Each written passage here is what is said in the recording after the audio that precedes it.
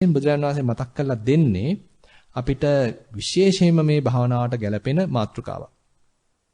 මොකද අපි භාවනාවට කියලා වාඩි වෙලා එහෙම නැත්නම් සක්මනකට ගිහිල්ලා සක්මනේ යෙදෙනකොට මේ අවස්ථා දෙකේදීම අපිට බලපාවන ප්‍රධානම ප්‍රශ්නයක් තමයි හිතේ පැන නගින විවිධාකාර විතර්ක ස්වභාවයන්. හිතේ පැන නගින විවිධාකාර සිතුවිලි ස්වභාවයන්. ඉතින් හුඟක් දෙනකොට මේ ප්‍රශ්නේ තියෙනවා මොකද හිත පිට යනවා කියලා චෝදනා කරනවා. හිත පිට ගියාමත් සමහරලාට විනාඩි ගණන් සමහරලාට තින් සම්පූර්ණයෙන්ම අතරමං වුණොත් සමහරලාට පැය ගණන් වෙන්නත් පුළුවන් අපි වෙනත් ලෝකයක ඉන්නේ. ඒ තරමට මේ විතර්ක වලින් අපි පීඩාවට ලක් වෙනවා. සමහරලාට අපිටම තේරෙනවා මේ විතර්ක අපිට බොහොම හානිකරයි. මේක හිතුවයි කියලා මට කිසි ප්‍රයෝජනයක් නැහැ. තව වෙහෙසටපත් වීමක් වෙන්නේ කියලා තේරෙනවා. නමුත් අපිට ඒක නවත්ත ගන්න බෑ. අපේ හිත අපිව අපේ අකමැත්තෙන් ඇදගෙන යනවා විතර්ක ඔස්සේ. ඒ නිසා මේ භවනා කරද්දී මෙන්න මේ ප්‍රපංච සමනය විතර්ක විජය කියලා අපිට සාමාන්‍යයෙන් පැති කීපයක් කතා කරනවා. ඒ කියන්නේ අපි සාමාන්‍යයෙන් හිතේ ඊතාසියුම් සංඥාවක් පටන් ගත්තාම සංඥාවක් පහළ වුණාම අපි ඒකට යම් වටිනකමක් දෙනවා. මේ අහවලා කියලා අපි යන්නකට නමක් දෙනවා. මෙන්න මෙයයි මතක්ුනේ කියලා අපි එයා හොඳයි එයා නරකයි කියලා අපි අපේ අතීතයත් එක්ක යාව ඈඳ ගන්නවා. මේ සංඥාවක් හැබැයි. හිතේ පහළ වුණ සංඥාවක් දැන් අපි මේ සංඥාවට පුද්ගල ආරෝපණයක් දෙනවා. මෙන්න මේ අහවලා. එයා නම් හරි හොඳයි. එයා මට මෙන්න මේ උදව් කරලා තියෙනවා. කියලා ඉතින් අපි මොනවා හරි ටිකක් මේ අර හිතේ මතුවෙච්ච සංඥාවට ආරෝපණය කරනවා. අපි යන්නේ සංඥාව දැන් සංස්කරණය කරනවා. අපි සංඥාවේ පැටලෙනවා. සංඥාව දැන් පොඩ වර්ධනය වෙනවා. අපේ සිතුවිලිත් වර්ධනය වෙනවා. ඔන්න අපි යා ගැන හිතනවා, විතර්කයක් පහළ වෙනවා. ඒක අපි හිතමු ඔන්න කැමැති විතර්කයක්. අපේ හිත බැඳෙන විතර්කයක්. හිතේ පහළ වෙන ලෝභ විතර්කයක්. තණ්හාව මිශ්‍ර වෙච්ච විතර්කයක්. ඔන්න අපි ඒක ඔස්සේ හිතුවා ඔන්න දැන් තවත් ටිකක් සිතුවිලි වැඩෙනවා. ඒ ඔස්සේම දැන් අපි හිතනවා. තව ඔන්න වැඩෙනවා. අපි හිතන්නේ මොන පැත්තටද? ඒ පැත්තට හිතේ නැමීමක් සිද්ධ වෙනවා. ඒ ආකාරයෙන් ඔන්න අපි හිතලා අන්තිමට දැන් මේ මුලින් අපි හිතුවේ. නමුත් අන්තිමට මේ හිතීමේ කාර්යය හිත විසින්ම කරනවා. දැන් අපේ පාලනයෙන් තොරයි හිත දැන් එයාට උවමනාවට හිතනවා. එයාම දැන් දේවල් මතක් කරගෙන විවිධාකාර පැතිපෙත් ඔස්සේ දැන් එයාම දිගට හිතාගෙන යනවා. හරියට නිකන් පුංචි ඇටයක් පොළොවේට දාලා අපි හිතමු ඒකට වැස්ස ලැබිලා පොහොර ටිකක් ලැබුණාම ඔන්න ඒකේ පියලි දෙකක විතර පුංචි පැලයක් හට ගන්නවා. ඉතින් ඒක ඊළඟට ඔන්න වර්ධනය වෙනවා. දැන් ඒකේ අත්තක් එනවා, රිකිල්ලක් එනවා. තවත් පොඩ්ඩක් වර්ධනය වෙනවා. ඊට තාත් ඒක වර්ධනය වෙලා ඔන්න දැන් සාමාන්‍ය ගහක් බවට පත් වෙනවා. ඕක තවත් වර්ධනය වුණොත් ඊටා වෘක්ෂ ගහක් බවට පත් වෙනවා.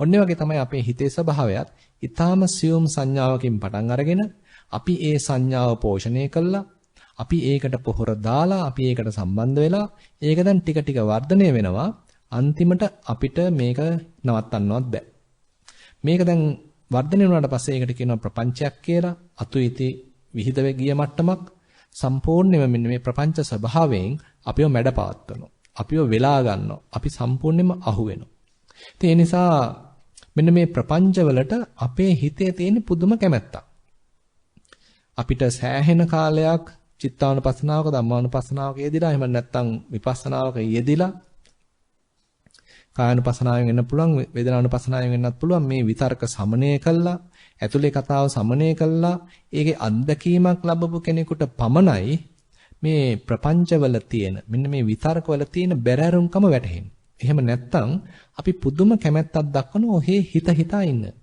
ඒ නිසා අපිට වෙන වැඩක් නැත්නම් ඇහෙන් ගන්න වැඩක් නැත්නම් කනෙන් ගන්න වැඩක් නැත්නම් දිවෙන් නාසයෙන් කයෙන් ගන්න වැඩක් නැත්නම් අපි ඉතින් පැත්තකට වෙලා එක්ක අතීත සිදුවීමක් අල්ලගෙන මතක් කර ඉන්නවා නැත්නම් අනාගත අපේක්ෂාවක් ඔස්සේ අනාගත සැලසුමක් ඔස්සේ අපේ හිත යොදවමින් මෙහෙවමින් අපි හරිම කැමති මතක් කර ඉන්න නැත්නම් සැලසුම් හදා ඉන්න සිහින මවමවා ඉන්න ඉතින් මේ தત્ත්වය බුදුරජාණන් වහන්සේ මතක් කරනවා මොකද බුදුරජාණන් වහන්සේලාට මෙහෙම ප්‍රශ්නයක් නැහැ. ඒ නිසා ඔය ධම්මපදයේම ගාතාවක් එනවා. ආකාසේ පදං නත්ති සමනෝ නත්ති බාහිරේ. පපංචාබි රතා පජා නිප්පපංචා තථාගතා කියලා. දැන් මේ අහසේ කුරුල්ල කොච්චර පියාසර කරත් උන්ගේ පාසටහන් නැහැ. අන්න ඒ වගේ කියනවා මේ අනිත් බාහිර ශාසනවල විවිධාකාර මේ අය ඉන්නවා ශ්‍රමණේ වශයෙන් පෙනී සිටිනවා. නමුත් ඒවැය නිවැරදි මේ මාර්ගඵලලාභී එබඳු ශ්‍රමණේක් නැහැ කියලා බුදුරජාණන් වහන්සේ කියනවා. ඒ වගේමයි පපංචාබිරතා පජා නිප්පපංචා තථාගතා. දැන් මේ සාමාන්‍ය දෙවි මිනිසුන් සහිත මේ ප්‍රජාව පුදුම විදිහට මේ ප්‍රපංච වලට ඇල්මක් දක්වනවා. ඒ අය හරි කැමති හිත හිතා ඉන්න. මනසේ මාලිගා තන තනා ඉන්න හරිම කැමති. සිහිනවල ජීවත් වෙන්න හරි කැමති. හැබැයි නිප්පපංචා තථාගතා. අන්න තථාගතීන් වහන්සේලා නිප්පපංච ස්වභාවයක් තමයි අසුරු කරන්නේ. පින්වත්නි මේ නිප්පපංච කියන පදයම නිවනටත් කියනවා. ඉතින් අපි තේරුම් ගන්න තියෙන්නේ මේ නිවනයි නිප්පපංච තත්වය අතර ඊටා සමීප සම්බන්ධයක් තියෙනවා. ඒ නිසාම බද්දක කියන සූත්‍රයේදී අංගුත්තර නිකායේ චක්කනිපාතේ මේ වගේ ගාතාවක් එනවා සරියුත් මහරහතන් වහන්සේ ප්‍රකාශ කරන යෝචපපංචං හිත්වාන නිප්පපංච පදේ රතෝ ආරාධහීසෝ නිබ්බානං යෝගක්ඛේමං අනුත්තරං. සරියුත් මහරහතන් වහන්සේ කියනවා යම්කිසි කෙනෙක් මෙන්න මේ ප්‍රපංචයන් සමනය කළා. ප්‍රපංචයන් අතහැරලා දාලා.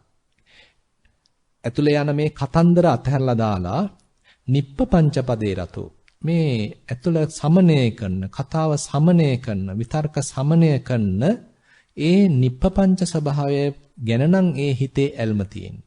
ඒ තැනත්තගේ ඇල්ම තියෙන්නේ ආරාධහීසෝ නිබ්බානං යෝගක්ඛේමං අනුත්තරං. මේ යෝගක්ෂේම වූ සියලු දුකෙන් අපිව නිදහස් කරන්නේ උතුම් වූ නිවන් ස්වභාවයට අන්නේ තැනත්තා ආරාධනා කරනවා.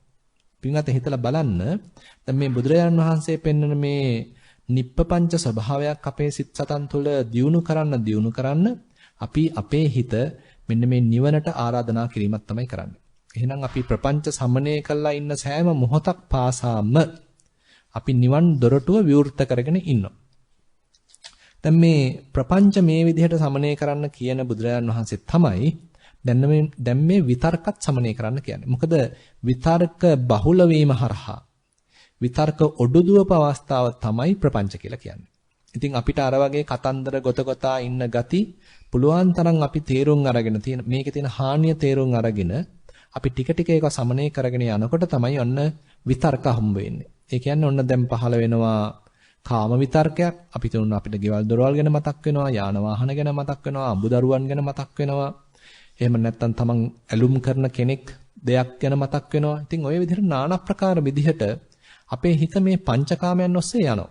ඉතින් මේවට කියනවා කාම විතර්ක කියලා. දැන් බුදුරජාණන් වහන්සේ කියනවා තමන් වහන්සේ බුදු වෙන්න කලින් උන්වහන්සේටත් මෙන්න බඳු විතර්ක ආවලු. ඉතින් තාම මේ බුද්ධ කාලයට කලින් තමන් වහන්සේ බුද්ධත්වයටපත් වෙන්න කලින් තමන් වහන්සේ කොහොමද මේ විතර්ක ජයගත්තේ කියලා සඳහන් වෙන ඊටාම ලස්සන සූත්‍රයක් තියෙනවා ද්වේදහ විතර්ක සූත්‍රය කියලා. ඒකත් මම හිතනවා අපිට ප්‍රයෝජනවත් වෙයි. මොකද උන්වහන්සේ අනුගමනය කරපු ක්‍රම කීපයක් පෙන්ලා දෙනවා මේ සූත්‍රයේදී. බුදුරජාණන් වහන්සේ කියනවා දැන් මෙන්න මෙහෙම දෙයක් කළාය. ද්වේදාකත්වා විතක්කේ විහෙරෙයන්ති. උන්වහන්සේ මෙහෙම මේ හිතේ පහළ වෙන විවිධාකාර විතර්කයන් පැති දෙකකට දැම්මලු. ගොඩවල් දෙකකට දැම්මලු. එකක් තමයි ඔන්න කුසල විතර්ක කියන ගොඩ. අනිත් ගොඩ තමයි අකුසල විතර්ක කියන ගොඩ. ඔන්න දැන් සිතුවිල්ලක් පහළ වුණා. තේරුම් ගත්තා මේක කාම විතර්කයක්. අනගත්තා අකුසල විතර්ක ගොඩට ඒක දැම්මා. ඔන්න අපි හිතමු ඔන්න උන්වහන්සේගේ හිතේ ඊළඟට පහළ වෙනවලු මේ නෙක්ඛම්ම විතර්කයක්. ඒ කියන්නේ දේවල් අත්හැරලා දාන්න ඕනේ. මේ හිත පිරිසුදුව තියාගන්න ඕනේ. මේ නැවතත් රජවාසල ගැන හිතලා වැඩක් නැහැ. යසෝදරාව ගැන හිතලා වැඩක් නැහැ. නැත්තම් මේ රාහුල කුමාරයා ගැන හිතලා වැඩක් නැහැ කියලා අන්න නෙක්ඛම්ම විතර්කයක් පහළ වුණොත් අන්න නෙක්ඛම්ම පැත්තට දැම්මලු. නැත්තම් කුසල පැත්තට දැම්මා. ඊළඟට ව්‍යාපාද විතර්කයක් පහළ වුණොත් ඒක ඔන්න අකුසල පැත්තට දැම්මා. ඊළඟට මෛත්‍රී සහගත සිතක් පහළ වුණොත් ඔන්න කුසල පැත්තට දැම්මා. ඒ වගේමයි තවත් කෙනෙකුට යහපතක් වේවා, දීර්ඝායුෂ වේවා කියලා අන්න අවිහිංසා සහගත, කරුණා සහගත සිතක් පහළ වුණොත් ඔන්න මේ පැත්තට කුසල පැත්තට දැම්මා. අනිත් කෙනාට අයහපතක් වේවා, අනිත් කෙනා මියෙම්වා වෙනසේවා කියලා පහළ වුණොත් අන්න අකුසල පැත්තට දැම්මා. ඔන්න මේ විතර්ක දැන් දෙපැත්තට දදා ඉන්නවලු. ඒ වගේම මතක් කරනවා දැන් අකුසල පැත්තේ විතර්කයක් ආවහම උන්වහන්සේ කල්පනා කරනවලු මෙන්න මේ විදිහට. දැන් අපමත්තස්ස ආතාපිනෝ පහිතත්තස්ස විහෙරනෝ විහෙරතෝ uppajjati කාම විතක්කං අත්ත ව්‍යාබාදායපි සංවත්තති පර ව්‍යාබාදායපි සංවත්තති උභය ව්‍යාබාදායපි සංවත්තති. දැන් මේ අපි මේ කාම විතර්කයක් පහළ වුණාම මේක මේ Tamanටත් යහපතක් සලසන්නේ නැහැ. මේකෙන් අනුන්ට යහපතක් සලසන්නේත් නැහැ. මේක Tamanටත් අනුන්ටත් දෙපාර්ශ්වයටම යහපතක් නම් සලසන්නේ නැහැ කියලා තේරුම් ගත්තලු. ඒ වගේමයි පඤ්ඤා නිරෝධිකෝ. දැන් මේ වෙනකොට මගේ හිතේ යම් ප්‍රඥාවක් වැඩිලා තියුණා නම් මේ වෙනකොට යම් නුවණක් අවදි කරගෙන තිබුණා නම් මේ කාම විතර්කය මේ රාගසිතුවිල්ල දිගට වර්ධනය වීම හරහා අන්න ඒ වැඩිච්ච ප්‍රඥාව දුර වෙලා යනවා. ඒ වගේමයි විඝාත පක්ඛිකෝ. මේක නැවත නැවත හිතීම තුලින් කාමයේ තුලින්ම දැවිලා, රාගයේ තුලින්ම දැවිලා බොහොම වෙහෙසකටපත් වෙනවා. දුකකටපත් වෙනවා. අනිබ්බාන සංවත්තනිකෝ. මේ හිත නිවෙනවා නෙමේ මේ හිත දැවෙනවා. නිවනට ප්‍රතිපක්ෂයි. කියලා අන්න මේකේ මේ කාම විතර්කයේම තියෙන ආදීනව තේරුම් ගන්නවා. තේරුම් අරගන්නකොට අන්න බුදුරජාණන් වහන්සේ කියනවා තමන් වහන්සේගේ හිතේ ඒ පැන නැගිච්ච කාම විතර්කය පහ වෙලා යනවලු. මේ වගේම ප්‍රකාශ කරනවා ව්‍යාපාද විතර්කයේ සම්බන්ධිනුත්. ව්‍යාපාද විතර්කයක් පහළ වෙනවා. පහළ වුණාම උන්වහන්සේ කියනවා අර අත්ත ව්‍යාබාදායපි සංවත්තති. මේ තමන් වහන්සේට තාම බුදු වෙලා නැහැ මේ බෝධිසත්වයන් වහන්සේට අන්න උන්වහන්සේට මේකෙන් අවඩක් වෙනවා කියලා තමන් වහන්සේට තේරෙනවලු. ඒ වගේම මේකෙන් අනුන්ටත් අවඩක් වෙන්නේ බාධාවක් වෙන්නේ මේ කරදරයක් වෙන්නේ කියලා තේරෙනවලු. දෙපාර්ශ්වයටම මේකෙන් කරදරයක්මයි සිද්ධ වෙන්නේ හානියක්මයි සිද්ධ වෙන්නේ කියලා තේරුම් ගන්නවනේ. තේරුම් අරගන්න අන්න මේකේ ආදීනව ප්‍රකට වෙනකොට මේ ව්‍යාපාදයේ දුර වෙලා යනවලු. මේ වගේමයි විහිංසාව විතර්කයේ සම්බන්ධව මේ විදිහටම කියනවා. දැන් අන්න ටික මේ අකුසල විතර්කවල තියෙන ආදීනව ප්‍රකට වෙනවා. ආදීනව තේරුම් ගන්නවා. ඒක නිවනට කිසිසේත්ම උදව් කරන්නේ නැහැ. නිවනට ප්‍රතිපක්ෂයි. හිත නිවනවා වෙනුවට හිත දවනවා. ඒ වගේම හිතේ යම් හෝ ප්‍රඥාවක් තිබුණා නම් ඒ ප්‍රඥාව මේ විනාශ කළා දානවා. ඒ වගේමයි මේ හරහා පුදුමාකාර කායික මානසික වෙහෙසක් දැනෙනවා. ඉතින් අර විවිධාකාර අකුසල විතර්කයන් විවිධාකාර අකුසල සිතුවිලි මේ විදිහට හිතන්න කායිකව මානසිකව දැනෙන පීඩාව තේරුම් ගන්න හිතේ ඇතිවන දැවිල්ල තැවිල්ල තේරුම් ගන්න අන්න ඒවායින් හිත ඈත් කරගන්න අවස්ථාව ලැබෙනවා. දැන් ඊළඟට බුදුරජාන් වහන්සේ කියනවා හැබැයි මේකේ කුසල පක්ෂය. ඒ කියන්නේ කාම විතර්කයක් වෙනකොට නෙක්ඛම්ම විතර්කයක් හිතනවා. ඊළඟට ව්‍යාපාද විතර්කයක් විදිහට වෙනුවට මෛත්‍රී විතර්කයක් හිතනවා. ඊළඟට විහිංසා විතර්කයක් වෙනුවට අවිහිංසා විතර්කයක් හිතනවා. දැන් අර අපි සාමාන්‍යයෙන් හිතේ ද්වේෂයක් පහළ වුණාම ඇතම් කෙනෙක් මෛත්‍රියක් වඩනවා. අන්න ඒ වගේ අර අකුසල පක්ෂය කුසල පක්ෂයෙන් ප්‍රතිස්ථාපනය කරනවා. අන්න ඒ ඉබඳු විතර්ක වඩලත් බුදුරජාණන් වහන්සේ අන්න මේ විතර්ක ටික නැත්නම් අර අකුසල විතර්ක ටික සමනය කරා කියලා කියනවා. දැන් මේකේ තව කතාවක් බුදුරජාණන් වහන්සේ කියනවා දැන් මේ විදිහට කුසල පක්ෂයේ විතර්ක වඩනකොට උන්වහන්සේට තේරෙනවා මේක වැඩුවා කියලා මට ප්‍රශ්නයක් නැහැ.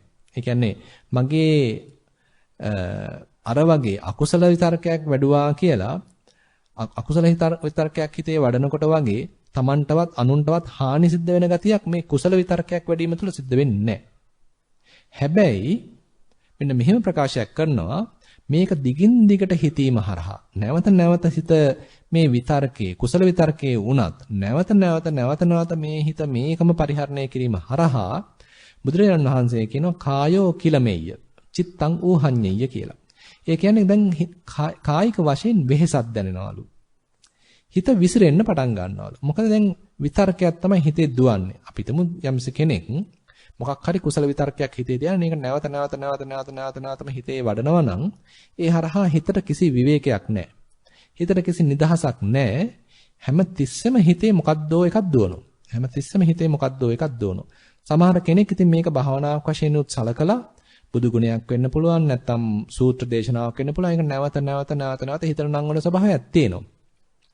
හැබැයි මේ සූත්‍රයේදී බුදුරජාණන් වහන්සේ කියනවා තමන් වහන්සේට මේ නෙක්ඛම්ම විතර්කයක් අවිහිංසා විතර්කයක් අව්‍යාපාද විතර්කයක් නැවත මෙනෙහි කරද්දී කයට වෙහෙසක් දැනුණා. හිත ටිකක් විසිරෙන්න පටන් ගත්තා. ඒ නිසා උන්වහන්සේ මොකද කළේ කියලා ඊළඟට ප්‍රකාශ කරනවා. අජ්ජත්තමේව චිත්තං සන්තපේමි සම්නිසීදේමි. ඒකෝදින් කරෝමි සමාදහාමි. අන්න පින්වත්නි අපි මේ විතර්ක සමනය කරපු ආකාරය අන්න බුදුරජාණන් වහන්සේ පෙන්වා දෙනවා. ඒ කියන්නේ අපි බරපතල මට්ටමේ අකුසල විතර්ක තියෙනකොට අපිට පුළුවන් ඒකට ප්‍රතිපක්ෂ වෙච්ච කුසල විතර්කයක් දාලා අරක සමනය කරන්න. දැන් ඔන්න කුසල විතර්කයක් තමයි වැඩ කරන්නේ. ඒක පාවිච්චි කළා අපි. ඒක නිකන් එකාතකින් අර මේ එක ඇණයක් ගලවන්න අනිත් ඇණයක් වෙනත් ඇණයක් පාවිච්චි කළා වගේ. හැබැයි ඒ පාවිච්චි කරපු ඇණෙත් පස්සේ ගලවලා දාන්න ඕනේ. අන්න ඒ වගේ තමයි මෙතෙන්දී බුදුරජාන් වහන්සේ දැන් උපක්‍රමශීලීව අකුසල විතර්කයන් මැඩ පවත්වන්න කුසල විතර්කයන් පාවිච්චි කළා. අන්තිමට මොකද කරා කියන්නේ? බොහෝම නිශ්ශබ්ද මනසකින්, සමාදන් වෙච්ච මනසකින්, තැම්පත් වෙච්ච මනසකින්, විතර්ක සියල්ල සමනය වෙච්ච මනසකින් අන්න කටයුතු කරා කියන එකයි මෙතන කියන්නේ. අජ්ජත්තමේව චිත්තං සන්තපේමි සම්නිසීදේමි ඒකෝදින් කරෝමි සමාදහාමි. මම මේ ඇතුළතම හිත බොහෝම හොඳින් තැම්පත් කරගත්තා. මනවින් පිහිටව ගත්තා. මනවින් හිඳුවා ගත්තා. හොඳට ඇතුළතම එකඟ කරගත්තා. හොඳට ඇතුළතම සමාධිමත් කරගත්තා. ඒ නිසා විවිධාකාර සමාධි වර්ග පෙන්නනවා. මේකේ විතර්ක සහිත විචාර සහිත සමාධිත් පෙන්නනවා. ඊළඟට විතර්ක විචාර රහිත සමාධිත් පෙන්වනවා. බුදුරජාන් වහන්සේ කියනවා මේ විතර්ක විචාර රහිත සමාධි විතක්ක විචාර සහිත සමාධි වලට වඩා ප්‍රණීතයි කියලා. උදාහරණයක් වශයෙන් පළවෙනි ධ්‍යානය ගත්තොත් විතක්ක විචාර සහිතයි. හැබැයි ඊට වඩා ප්‍රණීතයි කියනවා දෙවන ධ්‍යානය. මොකද ඒක විතක්ක විචාර රහිතයි. ඔන්න පින්වත්නි අපිට තේරුම් ගන්න තියෙන කාරණාවක්. අපි හිතනවා සමහරවිට අපේ හිත නිරන්තරයෙන්ම මොනවා හරි හිතා ඉන්නකොට මේකේ ප්‍රයෝජනයක් තියෙනවා කියලා. නමුත් බුදුරජාන් වහන්සේ පෙන්වන්නේ සමාධි පැත්තෙන් හිතලා බැලුවත් විතක්ක ਵਿਚාර සහිත සමාධිය ටිකක් රළුයි, ගොරහැඩි. නමුත් ඊට වඩා ප්‍රණීතයි, ඊට වඩා සියුම් සූක්ෂමයි විතක්ක ਵਿਚාර තොර සමාධියක්. ඉතින් අපේ හිතේ නිවීමක්, අපේ හිතේ තැම්පත් වීමක් සිද්ධ වෙන්නේ අන්න අර ඒ ක්‍රමානුකූලව වර්ධනය වීම හරහායි. ඒකයි අපි සමාධියක උනත් ප්‍රණීත භාවයක් පෙන්ලා දෙන්නේ ඒක එක්තරා අන්දමක පරිණත වීමක් කරහායි. ඒක අර තිබිච්ච මුල් තිබිච්ච ගොරහැඩි ස්වභාවය, රළු ස්වභාවය අයින් වෙලා ප්‍රණීත භාවයක්, සියුම් භාවයක්, සූක්ෂම භාවයක් දක්වා වර්ධනය වෙනකොටයි අන්න සමාධියක් උනත් අන්න වැඩිනවා කියලා කියන්නේ. ඉහළ සමාධියක් කියලා කියන්නේ. ඒ වගේමයි විපස්සනාවේදීත්. විපස්සනාවේදී උනත් අපි මේ විතර්කය පාවිච්චි කරනවා මුලදී අපේ හිතට එකඟ කරගන්න. උදාහරණයක් වශයෙන් අපි සක්මනක් කරනවා. ඉතින් දැන් අපි පාදයක් වදිනකොට වම කියලා මෙනෙහි කරනවා. ඊළඟ පාදයෙන් වදිනකොට ඔන්න දකුණ කියලා මෙනෙහි කරනවා. මෙතන තියෙන විතර්කයක්. කුසල විතර්කයක් කියන්න පුළුවන්. මොකද අපි ඒකේ ප්‍රයෝජනේ සලකලා තමයි පාවිච්චි කරන්නේ. එහෙම නැත්නම් ඔන්න අපේ හිත පිට දුවනවා. හිත පිට දුවන එක අඩු කරගන්න, වළක්ව ගන්න අපි මෙන්න මෙතෙන්ද විතර්කයක් පාවිච්චි කරනවා. නමුත් ඔන්න අපි හිතමු මේ විතර්කයේ හරහාම ඔන්න දැන් හිත ටික ටික තැම්පත් වෙන්න ගන්නවා.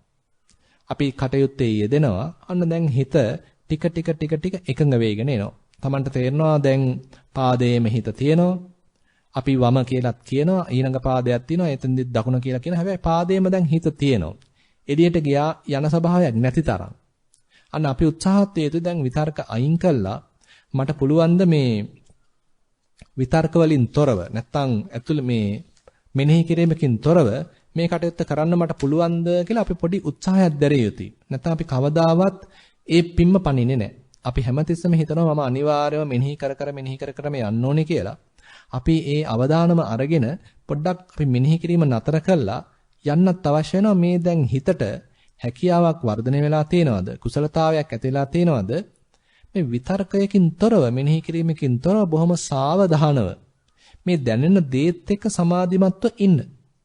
ඉතින් මේ පියවර අපි අත්හදා බැලිය යුතුයි. අපි හිතමු අපේ හිත ආයෙත් විසිරෙනවා. එහෙමනම් ඉතින් ආයේ ඒ කියන්නේ අපි ඉක්මන් වැඩි තාම. තාම අපි වර්ධනය වෙන්න කලින්මයි දැන් මේ විතර්කය අත්හැරලා තියෙන්නේ. එතෙන්දී ආයෙත් අන්න අපි වම දකුණ කියලා හරි ආස්වාස ප්‍රසආස කියලා හරි මෙනෙහි කරන්න සිද්ධ වෙනවා. නමුත් අපි ටික මේ හැකියාව වර්ධනය වෙන්න අපේ හිතේ සතිය සමාධිය වැඩෙන්න අන්න අපිට තේරෙනවා මෙන්න මේ විතර්කය දැන් හරිම බරයි. මේක දැන් රළුයි. මගේ හිත දැන් සියුම් භාවයකට පත් වෙගෙන එන්නේ. අනේ සියුම් භාවයට උදව් කිරීමක් වශයෙන් මේ වැඩෙන සමාධියට උදව් කිරීමක් වශයෙන් එහෙමනම් අන්න අපි එක්කෝ විතර්කයේ කිටි කරන්න වෙනවා නැත්නම් නවත්තන්නම වෙනවා. අපිට ටිකක් අපේ හිතේ යම් දෙගිඩියාවක් වෙනවා නම් මේක සම්පූර්ණයෙන්ම නවත්තලා දැම්මොත් ප්‍රශ්නයක් ඇති වෙයි කියලා ඕනනම් කෙටි කරලා බලන්න පුළුවන්. නමුත් ඒක අපිට විශ්වාසයි නම් ඔන්න සම්පූර්ණයෙන්ම නවත්තලා දැම්ම අපි දැන් වැඩේ කරගෙන ගියා. දැන් ඊටාම සංසුම් මනසක් ඊටාම හොඳ ඒකාග්‍රතාවයක් සහිතව අන්න ඒ ස්පර්ශයේ හිටිනවා. අන්න මෙබඳු தත්වයකට යම් යෝගාවචරයේ පැමිණියා නම් අන්න සක්මන් භාවනාවේ හොඳ එක අතකින් කියනවා නම් සෑහෙන සමාධිමත් බවක් සහිත එහෙමත් නැත්නම් හොඳ සැහැල්ලුවක් සහිතව කටයුතු කරන්න පුළුවන්. මොකද අපි හිතාගෙන ඉන්නේ අපි හිතපු තරමට තමයි දිනුම් කියලා. අපි හිතපු තරමට තමයි අපි මහා චින්තකයෝ කියලා. නමුත් බුදුරජාණන් වහන්සේ පෙන්වන මාර්ගය හිතපු තරමට දිනලා නැහැ. ඒක හිතීම කරන්න පුළුවන් හැබැයි එක පැත්තකින් කියනවා නම් දක්ෂ විදිහට. නමුත් කොයි වෙලාවෙද අපි හිතේ යුත්තේ කොයි වෙලාවෙද අපි නොසිතා සිටිය යුත්තේ කියන එක තමයි වැදගත් වෙන්නේ. අපි ඒ නිසා ටික ගැඹුරට යනකොට අර බුදුරජාන් වහන්සේ පෙන්නන අර ප්‍රපංච ටික සමනය වෙන්න ඉඩ හරින්න ඕනේ. අපේ හිතේ නැත්තම් කිසිම මේ ප්‍රපංච වලින් හිත මුදාගත යුතුය කියන ආකල්පයක්. ඉතින් අපි හැමදාම භාවනා කරાવી. අපි භාවනාවෙන් පිට ඉන්න අනිකුත් වෙලාවල් වලදී අපි පුලුවන් තරම් හිතාවි. පුලුවන් තරම් අපි අපේ හිතේ කැමැති පැතිවලට අපේ හිත යන්නේ ඉඩ දීලා අපි ඒවට අහු වෙලා ඒ චිත්‍රපටිවල අපිත් රඟපාවි. නමුත් තනේ තේරුම් ගන්නවා නම් මේ වැරදි හිතීමේ එහෙම නැත්නම් වැරදි සහගත ලෙස හිතීමේ එහෙම නැත්නම් ප්‍රමාණයේ ඉක්මවා හිතීමේ හිතට ඔහේ ඉබාගාතේ දොඩමලු වෙන්න ඉඩ දීමේ ලොකු ප්‍රතිවිපාකයක් Tamanට භුක්ති විඳින්න වෙනවා කියලා. මේකේ තියෙන හානිය අපි තේරුම් ගන්නවා නම් අන්න අපි උත්සාහත් වෙනවා මේ ඉබේ හිත දුවන මේ විතරක ප්‍රවාහයෙන් හිත මුදවගෙන සතිය පිහිටවන්න. මේ වර්තමානයේට හිත ගන්න. මේ කයට හිත ගන්න. මේ කායික වශයෙන් දැනෙන යම්කිසි වේදනාවකට හෝ හිත ගන්න. මොකද අපිට එක පාටම සියල්ල කරගන්න අමාරුයි. ඒකයි බුදුරජාණන් වහන්සේ පෙන්නන්නේ මේ විවිධාකාර උපක්‍රම.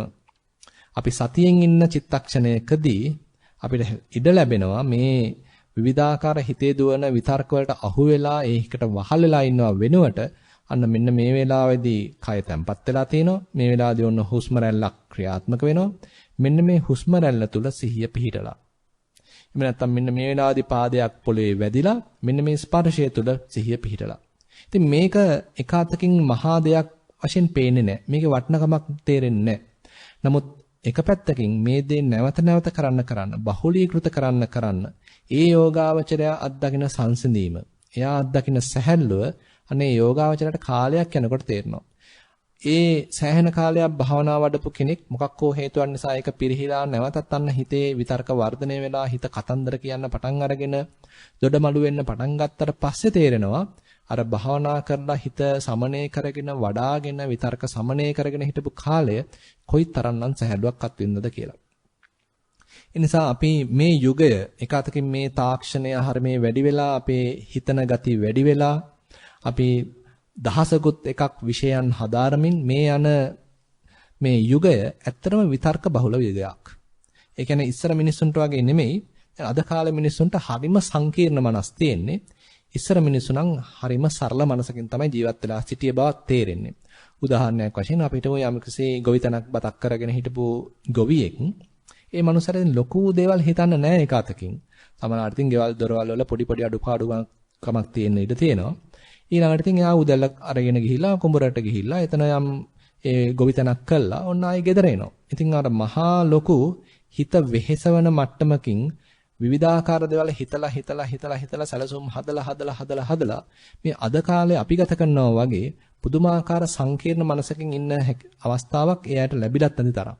නමුත් අද අපි අපේ ජීවිත සෑහෙන්න සංකීර්ණ කරගෙන දේවල් විවිධාකාර විදිහට ලං කරගෙන අපි තාක්ෂණයේ දියුණුවයි කියාගෙන sannivedanaya දියුණුවයි කියාගෙන අපි පුදුමාකාර දේවල් වලින් ආතතිගත වෙලා අපේ මනස් සෑහෙන හෙම්බත් වෙච්ච ස්වභාවයක් තමයි තියෙන්නේ. ඒ නිසා අපිට යම් අවස්ථාවක මේ මනසේ විතර්ක සමනයක් ප්‍රපංච සමනයක් අත්දකින්න හම්බුණා නම් අන්න ඒ බඳු කෙනෙකුට මේ ප්‍රපංච සමනේ විතර්ක සමනේ වටිනාකම එකතකින් බැලුවම අර අතීත මිනිස්සුන්ට වඩා ප්‍රබලව දැනෙනවා. යම්ස කෙනෙකුට තේරෙනවා නම් මේ භාවනාව හරහා සක්මන හරහා මගේ හිත ඊටාම තැම්පත් වීමක් සිද්ධ වෙනවා. ඊටාම සාමකාමී වීමක් සිද්ධ වෙනවා. ඇතුලේ කතාව සමනය වෙනවා. දැන් ඊටාම නිශ්ශබ්ද මනසකින් මෙන්න මේ සරල අරමුණක වර්තමාන වශයෙන් ජීවත් වෙන්න අවස්ථාවක් ලැබෙනවා කියලා අපිට ඒ අත්දැකීමක් ප්‍රත්‍යක්ෂ කරගන්න යම් අවස්ථාවක් ලැබුණා නම් අන්න පින්වත්නි යාට තේරෙනවා මේ භාවනාවක තියෙන වටිනකම. මේ සතිය දියුණු කිරීමේ තියෙන වටිනකම. මේ ප්‍රපංච සමනය කිරීමේ විතර්ක සමනය කිරීමේ වටිනකම අන්නේ තැනත්තට තේරෙනවා. මොකද අපිට තියෙන හරිම ව්‍යාකූල මනස්, සංකීර්ණ මනස්, ඒ සංකීර්ණ මනසක්ම මේ විදිහට ක්‍රමානුකූලව පියවරෙන් පියවර හික්මවලා අරගෙන පියවරෙන් පියවර සතිය වර්ධනය කරලා අරගෙන විතර්ක සමනය කරලා අරගෙන අර විදිහට හික්මව ගන්න පුළුවන් වුණොත් අපිටමයි ඒකේ වටිනකම තේරෙන්නේ. ඒ නිසා මේ බුදුරජාන් වහන්සේ පෙන්නන මේ විතර්ක සමනේ කාම විතර්ක වෙන්න පුළුවන්, ඊළඟට ව්‍යාපාද විතර්ක වෙන්න පුළුවන්, විහිංසා විතර්ක වෙන්න පුළුවන්. මේවා ගැන මතක් කරන බුදුරජාන් වහන්සේ අන්තිමට කියනවා uppannuppanne papake akusale dhamme නාදි වාසේති පජහති විනෝදේති බ්‍යන්ති කරෝති අනභවං ගමේති. ඒ කියන්නේ දැන් අර කාම විතර්ක, ව්‍යාපාද විතර්ක, විහිංසා විතර්ක පමණක් නෙමෙයි ඕනම જાතියක අකුසලයක්. ඒ හිතේ දැන් එයා තියාගන්න යන්නේ නැහැ. ඒවා ඉවසන්න යන්නේ නැහැ. හිතේ දැන් ව්‍යාපාද විතර්කයක් ආව මේක ඔහේ තීද්දෙන් මේ කමක් නැහැ කියලා. ඒක මොකද අපිට යම් අවස්ථාවක් එන්න පුළුවන් මේ විතර්ක දිහා උපේක්ෂාවෙන් බලන්න පුළුවන් හැකියාවක්. ඒක ගැන නෙමෙයි මේ කතා කරන්නේ. නමුත් මුල් මට්ටමකදී ඔහේ හිතට විතර්ක කරන්න ඉඩ දීලා ඒවා ඔහේ හිතේ පදිංචි වෙන්න ඉඩ දීලා කටයුතු කරන එක ඒ තරම්ම සුදුසු නෑ. මොකද දන්නේම නැතුව ඒගොල්ලෝ අපෙන් ශක්තියක් උරා ගන්නවා. අපි ඔහේ ඉන්නවා, අපි ගාව තාම සතිය දියුණුලා නැහැ. දන්නේම නැතුව ඒ විතර්ක අපෙන්ම ශක්තිය අරගෙන ඒගොල්ලෝ වර්ධනය වෙනවා. අන්තිමට අපිවත් මැඩපවත්වනවා, අපිවත් යටපත් කරනවා. ඒ නිසා මේ විවිධාකාර අකුසල විතර්කයන් හිතේ පහළ වුණාම බුදුරන් වහන්සේ කියන නාදි වාසේති. ඒවා ඉවසන්න යන්න එපා. ඒවා පජහති. ඒවා බැහැර කරන්න. විනෝදේති. ඒවා අයින් කළා දාන්න. බ්‍යන්ති කරෝදි. ඒවා විනාශ කළා දාන්න. අනභවං ගමේති නැවත නූපදින මට්ටමකටපත් කරන්න. අන්න මේ විතර්කවල තියෙන අර බුදුරන් වහන්සේ අර මේ ද්වේධා විතර්ක සූත්‍රයේදී පෙන්නෝ වගේ අකුසල පක්ෂයේ විතර්කවල තියෙන තමන්ටත් අනුන්ටත් හානිකර తত্ত্বය අපි තේරුම් අරගෙන ඒකේ තියෙන ආදීනව තේරුම් අරගෙන අපි මේවා හිතේ පවත්වගෙන ඉන්න නැතුව රැකගෙන ඉන්න නැතුව මේවාෙන්ම හිත හෙම්බත් වෙන්නේ දෙන්නේ නැතුව මේවායින් හිත නිදහස් කරගන්න, තොර කරගන්න උත්සාහත් වේ යුතුයි. ඉතින් මේකේ ඊටාම සියුම් මට්ටමක් සමහරවිට අපිට අත්දකින්න හම්බ වෙනවා. ඒ කියන්නේ අපි විශේෂයෙන්ම අපිටම යම් කෙනෙක් භාවනාවකට වාඩි වෙලා අපිටම කොහොම හරි මේ අකුසල ප්‍රධාන අකුසල විතර්ක ටික සමනය කරගත්තා. දැන් එයාගේ හිතේ රාගයක් එච්චර එන්නෙත් නැහැ. ද්වේෂයක් එන්නෙත් නැහැ. සමහරලාට වෙනත් විහිංසා විතර්කයක් එන්නෙත් නැහැ. හැබැයි සමහරලාට ඊට වඩා බොහොම සියුම් විතර්ක එන්න ඉඩ තියෙනවා. ඉතින් විවිධාකාර සියුම් විතර්ක සම්බන්ධයෙන් විවිධ සූත්‍රවල පෙන්ලා දීලා තියෙනවා. එක සූත්‍රයක් තමයි මේ පංසුදෝහක කියන සූත්‍රය. ඒකෙදි බුදුරජාණන් වහන්සේ කියනවා මේ ප්‍රධාන විතර්ක ටික සමනය වුණාට පස්සේ එන්න පුළුවන් කියලා ඥාති විතර්කයක්. දැන් ඉතින් මතක් වෙනවා ගෙදර ඉන්න අම්මව මතක් වෙනවා, තාත්තව මතක් වෙනවා, දුවව මතක් වෙනවා, පුතාව මතක් වෙනවා. ඉතින් ඒ අය කෑවද දන්නෙත් නැහැ, බිව්වද දන්නෙත් නැහැ. මම මේ භාවනා කරන්න ඇවිල්ලා. ඒ අය නම් ඉතින් මොනවා කරාද දන්නේ නැහැ කියලා අන්න අර සියුම් මට්ටමකින් මේ ඥාතීන් සම්බන්ධයෙන්, යහළුවන්, යෙහෙලියන් සම්බන්ධයෙන් ඔන්න තමන්ගේ හිතවතුන් සම්බන්ධයෙන් මතක් වෙනවා. දැන් අර ලොකුවට මේ කාම ස්වභාවයක්, ඇලෙන ස්වභාවයක් නැහැ. හැබැයි ඒගොල්ලෝ යන පුංචි විතර්කයක් හිතේ දුවනවා. මේකත් එක්තරා විතර්ක ස්වභාවයක්. අන්න තවත් පැත්තකින් පෙන්වනවා තමන්ගේ ඉන්න රට ගැන මතක් වෙනවා, ඉන්න ලෝකේ ගැන මතක් වෙනවා, ඊළඟට තමන්ගේ ගම ගැන මතක් වෙනවා, නගර ගැන මතක් වෙනවා, මේකට ආරක්ෂාව ලැබුණාද කියලා දන්නෙත් නැහැ කියලා මතක් වෙනවා. নানা ප්‍රකාර දේවල් ඔන්න රට සම්බන්ධයෙන් එහෙමත් නැත්නම් ඉන්න මේ ප්‍රදේශ සම්බන්ධයෙන්, ගම සම්බන්ධයෙන් ඔන්න හිතට එනවා. ඉතින් මේ කාලේ ඉතින් ඔවා බොහොම බහුල වෙන්න ඉඩ තියෙනවා. මොකද ඉතින් අපේ අර ප්‍රබල විතරක ටික සමනය වෙනකොට මෙන්න මේ සියුම් විතරක හිතේ හිත ඔසවනවා. ඉතින් අපි මේවා දන්නවනම් මේකත් මේ තොණ්ඩුවක්. මේකත් මේ මායාව මේ අටවපු උගුලක් කියලා අන්නත් අපිට තේරෙනවා නම් මෙන්න මේ භාවනා කරන යෝගාවචරය සෑහෙන හින්දා දක්ෂ වෙන්න වෙනවා මේ මායя දාන තොණ්ඩු ගැන පොඩ තේරුම් ගන්න. මොකද මුලින් දාන්න යන වර්ගේ කාම විතරක. අපි තුන්න ගෙවල් දොරවල් මතක් වුණාට බොහොම ඇල්මක් සහිතව. අපි තුන් කොහොම හරි එකෙන් බේරුණා. ඔන්න ව්‍යාපාද විතරක එන්න පුළුවන්. ඒකනොත් කොහොම හරි බේරුණා. අන්න පස්සේ එන මේ සියුම් විතරක අපිටවත් තේරෙන්නේ නැහැ මේකේ තියෙන හානිය. මේක හානි කරද කියලා අපිට තේරෙන්නේවත් නැහැ. ඒ නිසා ඉතින් පොඩ්ඩක් හිතනවා. එහෙනම් අපි රට ගැන හිතනවා, ජනපද ගැන හිතනවා, ඊළඟට අපි ඉන්න ගම ගැන හිතනවා මේ භාවනා කරන අතරේ. අපි ඉතින් මේකට ඉඩ දුන්නොත් දන්නේම නැති ඉතින් අපේ හිතේ ඒව අරගෙන යන්නේ අර පරණ දැත්තැන් වලට. ඒක වර්ධනය වුණාට පස්සේ අන්න සමහරවිට ද්වේෂය ඇවිස්සෙන්න පුළුවන්. ඒක වර්ධනය වුණාට පස්සේ අන්න නැවතත් හිතේ රාගය ඇවිස්සෙන්න පුළුවන්. ආයි ඇල්මක්, ලෝභයක්, කාම විතරකයක් දක්වා ඒක වර්ධනය වෙන්න පුළුවන්. නමුත් අපිට මුල් මට්ටමේදී තේරෙනවා නම් මේ හිතන්නේ මෙයා දැන් රට ගැන මේක වර්ධනුවාට පස්සේ අන්න එන්නේ අතෙන්ටයි ඊට වඩා හොඳයි මේක මෙතනින්ම නවත්ත ගන්න පුළුවන් නම් අන්න මේ මිනිස්සයා ඒ යෝගාවචරය බුද්ධිමත් කියලා කියන්න පුළුවන්. ඊළඟට තවත් ඊටාම සූක්ෂම මේ විතර්ක જાතියක් පෙන්වනවා. ඒක අතකින් මේවා හරි රසවත්. එතෙන්දී මේ බුදුහාමුදුරු කියනවා දැන් සමහර කෙනෙකුට මේ ඔක්කොම සමන වෙලා තියෙන්නේ. හැබැයි එයාට හිතනවලු අනිත් අය මං ගැන මොනව හිතනවද දන්නේ නැහැ කියලාත් හිතනවලු. එතකොට අන්න දැන් හැසිරෙන්න බලනවා දැන් අනිත් අය කිසිසේත්ම මං ගැන වැරදි ආකල්පයක් නම් ඇති කරගන්න හොඳ නැහැ. අනිත් අය මං ගැන නිවැරදි ආකල්පයක්ම ඇති කරගන්න ඕනේ කියලා අන්න අමුතුම ಜಾති සූක්ෂම විතර්ක. ඒ කියන්නේ දැන් අර ප්‍රබලේ වටික යටපත් වුණා. දැන් අපිව මායя අමුතුම ඒවා දාලා දැන් මෙහෙවන්න හදනවා. දැන් අපි හැසිරෙන්න හදනවා අනිත් අය කිසිසේත්ම මං ගැන වැරදි වැටහීමක් ඇති කරගන්න සුදුසු නැහැ. මං ගැන වැරදි ආකල්පයක් ඇති කරගන්න සුදුසු නැහැ කියලා අන්න අපි අමුතු විදිහට දැන් හැසිරෙන්න පටන් අරන්. ඉතින් මේ යෝගාවචරෙන්ට වෙන ප්‍රශ්න. මුලින් මේ ප්‍රශ්න තිබුණ නැහැ. අන්න දැන් gedara මිනිසුත් කල්පනා කරනවා. දැන් මේ භාවනා කරන්න ගිහින් අලුත් ලෙඩක් හැදිලා. මොකද දැන් මෙයා එක එක විදිහට දැන් අහලත් බලනවා මේ. ඔයා මං ගැන වැරදි ආකල්පයක් තියාගෙන දින්නේ. අහලා බලන්නත් ඉඩ තියෙනවා. ඔන්න ඒ වගේ මොකද අර හිත සියුම් වෙනකොට මේ දේවල් ලොකු වෙනවා.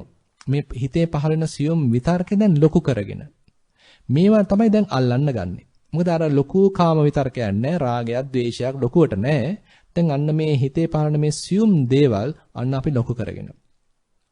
ඉතින් මේකෙම තව භික්ෂුන් වහන්සේලාගේ පැත්තෙන් විශේෂයෙන්ම තව පැත්තක් වෙනවනේ මේ ලාභ සක්කාර පටිසංයුත්ත විතක්ක කියලා. දැන් සමාහලාවට තමන් විවිධාකාර කටයුතු කරනකොට ලාභ ලැබෙනවා. විවිධාකාර සත්කාර හම්බ වෙනවා, සම්මාන හම්බ වෙනවා, කීර්තිය පැතිරෙනවා. සමාහලාට ඉතින් ඕවා ගැනම මතක් වෙනවා. මේ බණ කිව්වට පස්සේ ඉතින් අනිත් අය හොඳට අහන් ඉඳීවි මට ප්‍රශංසා කරાવી ඔන්න අන්තර්ජාලෙත් දාවි කියන ඔන්න මතක් වෙනවා ඊළඟට ඉතින් මේකට පොතකුත් ගහවි කියන ඉතින් මතක් වෙනවා ඉතින් අන්න ලාභ සත්කාර ඔස්සේ හිත දුවනවා ඉතින් තවත් පැති බුදුරජාණන් වහන්සේ පෙන්ලා දෙනවා පරානුද්යතා පටිසංයුත්ත විතක්ක කියලා. දැන් සමහරලාට අනිත් අය ගැන උදව් කරන්නත් හිතනවා. ඉතින් මම අනිත් අතනටත් ගිහිල්ලා වැඩසටහනක් කරන්න ඕනේ. අරයටත් මං කියලා දෙන්න ඕනේ. මෙයාටත් කියලා දෙන්න ඕනේ. අපේ ගෙදර අයටත් කියලා දෙන්න ඕනේ. අහවල් අයටත් මම මේ කියලා දෙන්න ඕනේ. මං අරයටත් උදව් කරන්න ඕනේ කියලා අන්න ඉතින් নানা ප්‍රකාර මේ පර වැඩ ගැන, අනුන් ගැන කරන වැඩ ගැන, අනුන්ට කරන වැඩ ගැන සෑහෙන මතක් වෙනවා. ඉතින් අර අපේ හිතේ ප්‍රබල විතර්ක ටික යටපත් වෙනකොට මේ එන විතර්ක එක පැත්තකින් බැලුවාම හරීම වංචනිකයි. මේකේ කෙලෙස් ස්වභාවයක් තියෙනවද කියලාත් අපිට තේරෙන්නේ නැහැ. මොකද මේකේ තියෙන කුසල මුහුණුවරක්.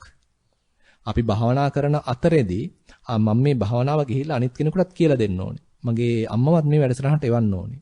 නැත්තම් මේ මල්ලිටත් මේක ගිහිල්ලා කියලා දෙන්න ඕනේ. මගේ ස්වාමියාටත් ගිහිල්ලා කියලා දෙන්න ඕනේ. මගේ බිරිඳටත් කියලා දෙන්න ඕනේ. මම ඉස්කෝලේත් ගිහිල්ලා උගන්වන්න ඕනේ. ඉතින් මේවා එකකින් අපිට තේරෙන්නේ බැලුවාම බොහොම හොඳ සිතුවිලි. බොහොම මේ පරාර්ථකාමී සිතුවිලි කියලා තමයි මේ අපිට තේරෙන්නේ. හැබැයි මේ භාවනා කරන වෙලාවේ දැන් මේ පරයන්කෙන් වාඩිලා ඉන්නේ. හැබැයි අපි කල්පනා කරන්නේ අපි සැලසුම් හදන්නේ අපි කොහොමද භාවනාව ගිහිල්ලා අපි හිතමුද සතිපාසලේ කියලා දෙන්නේ කොහොමද කියලා තමයි කල්පනා කරන්නේ. ඕකත් අහුවෙන්න පුළුවන් ඉතින්. ඒ නිසා මේ වගේ අපි අපේම භාවනාව වුණත් අපි දැන් සැලසුම් හදනවා නම් මෙන්න මෙහෙම කරන්න ඕනේ මෙහෙම කරන්න ඕනේ මෙහෙම කියලා දෙන්න ඕනේ අරයටත් කියලා දෙන්න ඕනේ මෙයාටත් කියලා දෙන්න ඕනේ කියලා හදනවා නම් ඒකේ තියෙන කුසල මුහුණුවරක්. හැබැයි මේ භාවනා කරන වෙලාවෙදී නම් අපි මේ කරන්නේ අපි අහුවෙලා ඉන්නේ. ඒ නිසා මේ මතුවෙන විතර්ක මේ බුදුරජාණන් වහන්සේ පෙන්වන මේ සියුම් විතර්ක ඊටාම සියුම් ඊටාම වංචනිකයි. අපි නොදැනුවත්වම මේ විතර්ක වලට එතකොට අහු වෙන සවායක් තියෙනවා. මොකද අර කිව්වා වගේ දැන් අපිට හිතේ රාගයක් ආවහම හිතේ ද්වේෂයක් ආවම අපිට හරිම පැහැදිලි මේවා නම් අකුසල් කියලා. නමුත් මේ කතා කරන මේ බුදුරජාණන් වහන්සේ පෙන්ලා දෙන මේ විතර්ක ස්වභාවයන් ඊටාම සූක්ෂමයි. ඒ නිසා ඉතිවුත්තක පාළියේ මේ කුද්දක නිකායේ ඉතිවුත්තක පාළියේ විතර්ක කියලා සූත්‍රයක් එනවා. මෙන්න මේ විතර්ක ಜಾති ඊටා සියුම් විතර්ක ಜಾති තුනක් පෙන්වනවා. එකක් තමයි අර අනවඤ්ඤති පරිසංයුක්ත විතර්ක. ඒ කියන්නේ අපි ගැන අනිත් අය මොනවා හිතයිද කියලා අන්න අපි හිතනවා. ඒ ආකාරයෙන් අපි ඔන්න හැසිරෙන්න හදනවා. ඉතින් ඊටාම සියුම් විතර්ක ස්වභාවය. අපිට හැඟෙන්නේ මේ නිවැරදි විතර්කයක් කියලා. අපිට හැඟෙන්නේ මේක වර්ධනය කළ යුතු මම සිටිය යුතු විතර්කයක් කියලා තමයි හිතන්නේ. අනිත් එක තමයි ලාභ සත්කාර පටිසංයුක්ත විතර්ක. දැන් අපිට ලාභ සත්කාර ලැබෙන්නේ කොහොමද? මම මේකෙන් දිනන්නේ කොහොමද? ප්‍රසිද්ධ වෙන්නේ කොහොමද? ඉතින් හිතෙන්නේ තමාලාට මේ හරහා මේ එන සිතුවිලි මගේ යහපතට සිද්ධ වෙන දෙයක්. මගේ යහපතටම ආපු සිතුවිල්ලක් කියලා තමයි හිතන්නේ. ඉතින් ඒ නිසා අපි ඔස්සේ දුවනවා. ඒ ඔස්සේ හිත යනවා. අනිත් එක තමයි අර පරානුද්යතා පටිසංයුක්ත විතර්ක. අනිත් අයටත් මේ දේ කියලා දෙන්න ඕනේ. නැත්නම් අනිත් අයටත් උදව් කරන්න ඕනේ, මඟ පෙන්වන්න ඕනේ කියලා අන්න අපේ හිතේ එන සිතුවිලි. ඒ නිසා අපි මේ භාවනා කරද්දී මේ වගේ අපේ හිත පුදුමාකාර වංචනික විදිහට අපිව ඒ පැති වලට අරගෙන යනවා. ඉතින් ඒ නිසා අපි සෑහෙන සැලකිලිමත් වෙන්න වෙනවා. විශේෂයෙන්ම චිත්තානුපසනාව ධම්මානුපසනාව කරගෙන යනකොට තමයි ඉතින් මේක සෑහෙන දුරට සමනය කරගන්න වෙන්නේ. නමුත් අපි කායානුපසනාවේදී වේදනානුපසනාවේදී ඉන්නකොට මේවා මතුවෙනවා. මොකද අපි තාම ආධුනිකයි මේවට. අපේ හිතේ තියෙන මේ වංචනික ස්වභාවය ගැන අපිට වැටහීමක් නැහැ. අපි හිතන්නේ මේවා අපිට ඊටාම හිතකර එහෙම නැත්නම් අපේ යහපත සලසන දේවල් වශයෙන් තමයි හිතන්නේ. ඉතින් අර මේ මායя ඉඳගෙන ඉතින් අපේ මේ කටයුත්තට බාධා කරන්න විවිධාකාර ගොඩ පෙරක දෝරුකම් තමයි කරන්නේ. ඉතින් අපි ඒවට අහු වුණොත්, අපි ඒවා ඔස්සේ ගියොත් අන්න අපි ඒක අතකින් කෝ භාවනාව අතරමඟදී අතහැරලා දානවා. එහෙම නැත්නම් අපි ඒ වෙනුවට භාවනාව කඩාකප්පල් කරගෙන අපි වෙන කටයුතු වලට හැරෙනවා.